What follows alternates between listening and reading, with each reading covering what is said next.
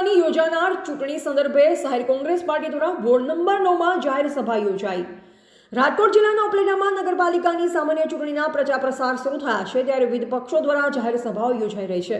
પોતપોતાના વિસ્તારોમાં મતદારોને જંગી બહુમતીથી ઉમેદવારોને જીતાડવા તંતોડ મહેનતો કરાઈ રહી છે ત્યારે વોર્ડ નંબર 9 માં છેલ્લા 3 ટર્મથી કોંગ્રેસ પાર્ટીના ઉમેદવારની જંગી બહુમતીથી જીત થઈ રહી છે ત્યારે ફરી એકવાર વોર્ડ નંબર 9 માં આજે શહેર કોંગ્રેસ પાર્ટી દ્વારા એક ભવ્ય જાહેર સભાનું આયોજન કરી કોંગ્રેસના લોકલાડીલા ઉમેદવાર અને હરહંમેશ લોકો વચ્ચે રહી લોકહિતના કાર્યક્રમોમાં અગ્રેસર રહેતા બાવલાબા હિંગોરાની પેનલને નગરપાલિકાની આવનારી સામાન્ય ચૂંટણીમાં વોર્ડ નંબર 9 માંથી જંગી બહુમતીથી મતદાન કરી વિજય બનાવવા માટે અને ઉપલેટામાં કોંગ્રેસને બહુમતીથી લાવવા એક ભવ્ય જાહેર સભાનું આયોજન કરવામાં આવ્યું જેમાં ઉપલેટા વોર્ડ નંબર 9 ના પંચહાટડી ચોક ખાતે બહોળી સંખ્યામાં લોકો ઉપસ્થિત રહી કોંગ્રેસ પાર્ટીને સાહસ સહકાર આપવા વચન આપ્યું હતું।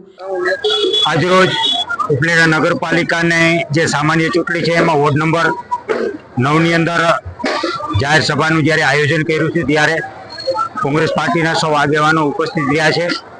અમારા ચારે ચાર ઉમેદવાર કોંગ્રેસ પાર્ટીના જંગી બહુમતીથી અહીંથી ચૂંટાવાના છે। ફરી વખતથી આ વિસ્તારની અંદર લોકમુખેથી અને જનતાની અંદર તમામ મતદારોની અંદર કોંગ્રેસ પાર્ટીને જીતાવવા માટેના સૌ પ્રયાસ કરી રહ્યા છે। સૌ મતદારોમાં પણ ઉત્સાહ છે અને આવનારા 16 તારીખના રોજ અહીંયાથી મોટા પ્રમાણની અંદર મતદાન થવાનું છે, ઊંચી ટકાવારી સાથે મતદાન થવાનું છે। અગાઉ પણ ઘણી વખત ચૂંટણીમાં આ વિસ્તારની અંદર રેકર્ડ બ્રેક મતદાન થયું છે। આ વખતે પણ લોકોની અંદર કોંગ્રેસ પાર્ટી સમગ્ર નગરપાલિકાની અંદર બહુમતીથી આવે એ પ્રકારનું બધા જ વોર્ડોની અંદર અમે ખૂબ આશાવાદી છીએ અને બધા જ લોકોનો એક આક્રોશ છે। લોકોના જે પ્રશ્નો છે એ પ્રશ્નોને જે વાચા આપવા માટે ભારતીય જનતા પાર્ટીની જે સરકાર એમની જે બોડી હતી એ નિષ્ફળ ગઈ છે ત્યારે લોકોની અંદર ભારોભાર રોષ છે। ત્યારે આવનારા દિવસોની અંદર 100% ઉપલેટાની અંદર કોંગ્રેસ પાર્ટીનું શાસન આવવાનું। વોર્ડ નંબર 9 ની અંદરમાં ઘણા રોડ રસ્તાઓ ગટર વગેરેની સમસ્યા છે। આ ચાર ઉમેદવાર આવશે તો એ સમસ્યા ઉપર કાયમ સમસ્યા હલ કરવા માટે તમે એને સાથ સહકાર આપશો?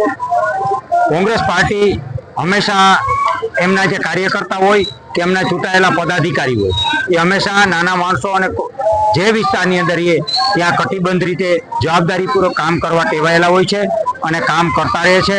અગાઉ પણ કોંગ્રેસ પાર્ટીના આ વિસ્તારની અંદર ત્રીજી વખત આ ચૂંટાવાના છે ત્યારે એ કામ કરે છે અને જ્યાં પણ ભારતીય જનતા પાર્ટીનું શાસન હોય રાગદેશથી એ લોકો સાથે વર્તન કરે છે ત્યારે ધરારથી એમની કુનેથી આ વિસ્તારની અંદર કોંગ્રેસ પાર્ટીના સભ્યોએ કામ કર્યું છે અને ફરીથી કરતા રહેવાના છે।